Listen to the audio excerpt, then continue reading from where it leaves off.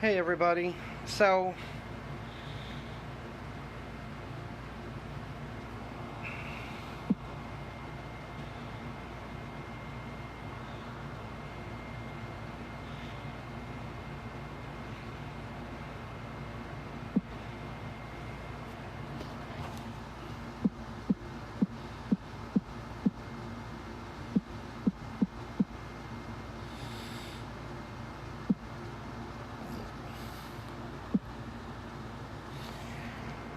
so, I guess I'll just start because I just wanted to come in and talk about how things have been going with me lately because I don't think writing it's really been doing enough or giving me enough chances. So,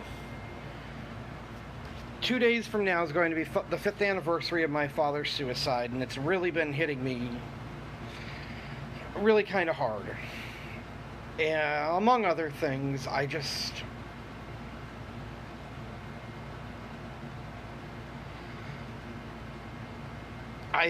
don't know how to process this with everything else going on. You know, I've recently moved out onto my own. My job's done the stuff that it's done, and finances are tough, but that's beside the point. And I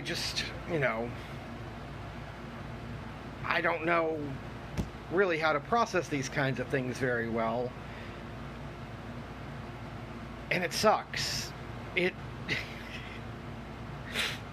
it really honestly it just sucks. A year ago I thought my life was together. I thought everything I had, I was still married or with my wife. I had my daughter. I saw her every single day. I was in a home. I had a job that I thought I was doing well in, and then it all just kind of fell apart. The marriage falling apart was what it was. It was two people who just weren't meant for each other anymore. And I get that, and I don't hold any hard feelings about that because it probably was the healthiest thing that could have happened at that point in time. But ever since that happened, everything else just fell apart for me. My work started to really take a drastic hit, and to the point that a few weeks ago I was on the chopping block almost to be fired. I pulled myself out of it, but I dug myself into such a huge hole for a year that I was nearly screwed. And I really don't know how to handle that or anything else that's going on. I'm living alone and sitting alone in a one-bedroom apartment. I feel completely isolated most of the time. And for somebody who has had suicidal thoughts in the past and has been diagnosed with depression and anxiety disorder and PTSD, it just feels terrible. It just feels awful, and I feel like I'm saying the wrong words, and I don't really know how to correct that, but I miss the life I had. I'm not going to deny that getting this divorce that we're going through is probably the best thing for me. It probably is, because things got to a point where they couldn't go on anymore, but I miss being able to be in a home with people and having people around me on a daily basis to help me from sinking further. I miss being able to see my daughter every single day. Or, any of that stuff. Now I'm here. I'm alone. It sucks. It really does. But I'm trying. And I'm fighting. And I'm pushing through. And I'm going to keep moving forward because I know that that's the best thing for me. And if people were going to ask if I ever thought about suicide. I have. I have never denied that.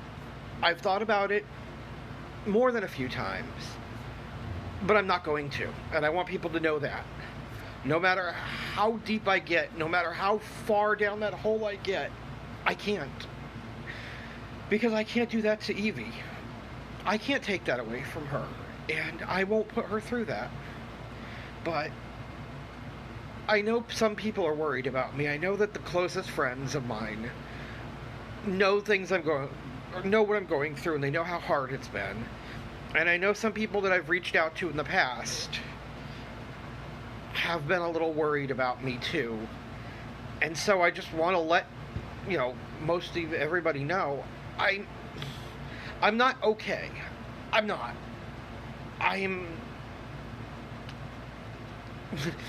My mind is not in the best place. I have panic attacks on a regular basis. I break down in tears. I feel useless and worthless on a very regular basis. But I know that this isn't going to be permanent, and I know that I can fight through this. I really do. I hate it. I hate all of it. And it just feels so horrible, and it hurts. And I figured maybe coming and talking like this might help me get it off my chest a little better. So anybody that's here watching, I thank you. But Thursday is going to be 5 years from the worst day of my entire life. That's the day that my sister and I found my father after he killed himself. And it's been a rough 5 years. It really affected me. And for a long time I tried to play it off like it didn't. I tried to be the strong one. And I tried to be the one that could pretend that I was fine. And I wasn't. And it hurt. And that might, my unwillingness to talk about things like that may have also contributed to the end of my marriage. And, it hurt very much for this to end. It hurt very much for me to have to get out of the house, but I understand. And it hurt very much, and this is going to sound silly and petty, and I don't mean it to sound like this. It hurt very much to see Deanna with somebody and be so happy, and not because I don't want her to be happy, but because I want her to, because she's a wonderful person, and I still care about her deeply. She's still one of my very best friends. But for me to see her so happy in such a short amount of time like that made it feel like I was just so easy to replace, and I don't know how to deal with that. I just felt like it made me feel extremely low, and it's not her fault. I don't want anybody to take this as I'm blaming her or she's at fault for any of this, because she's not. This is all on me. We talked about this, and in all honesty, Mike, her boyfriend, he's a tremendous guy. I actually legitimately like him. I enjoy being around him. He's very nice, and he's very good with Evie, so I don't want anybody to think that I'm saying I don't want her to be happy with him, because I do. It hurts me to see her happy like that and me alone and miserable, and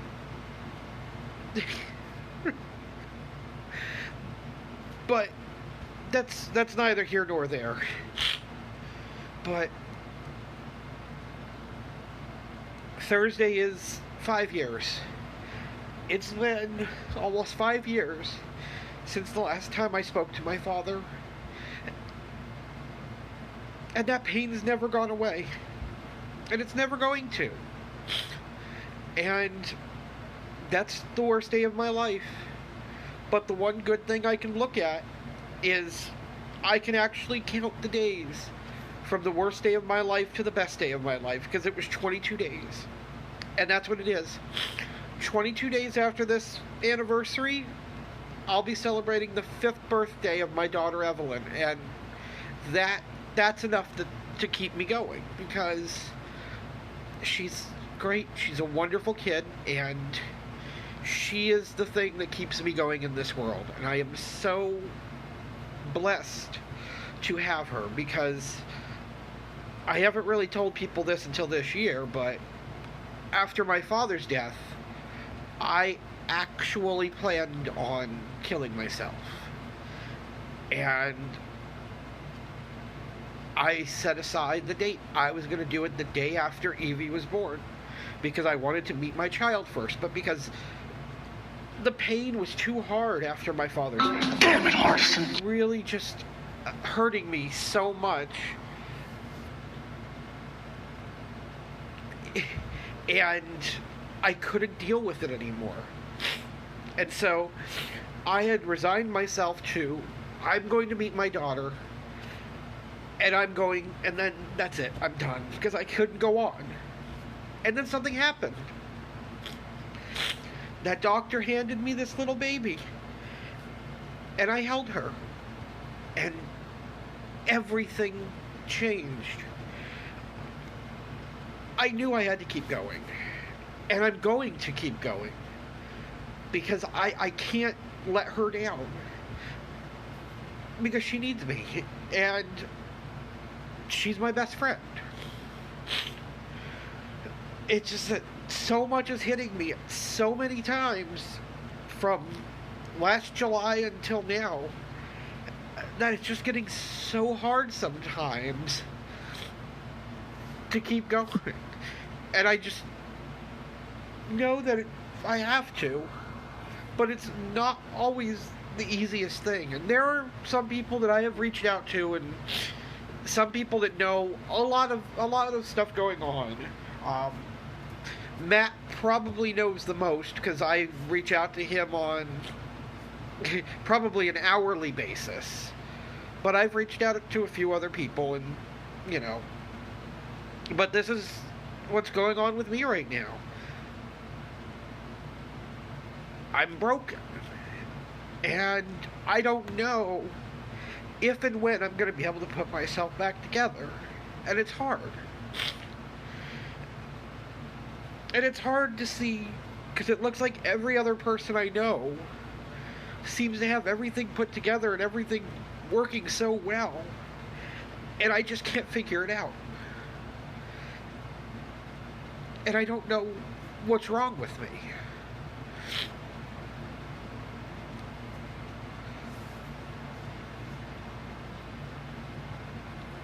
I just don't know. I really don't know what to say or how to keep going.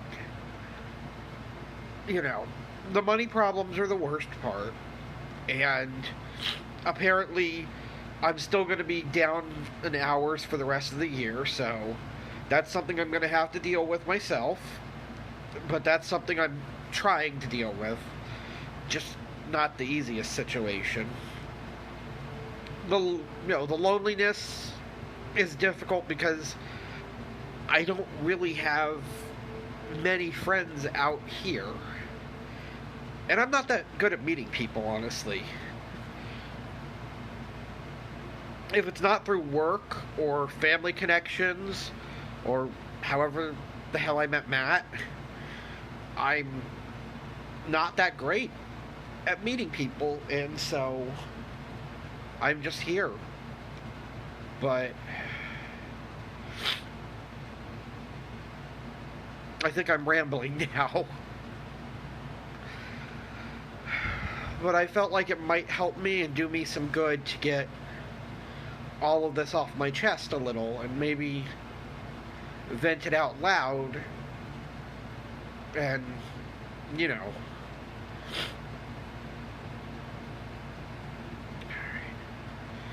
Alright. I think I'm going to go now, but I do want to thank everybody who watched because it really does mean a lot to me that people care. And I love all of you. Every single one of you. I absolutely love you. Because if it wasn't for the people in my life who I'm friends with, or family with, or work acquaintances with, I wouldn't be able to pull through all this.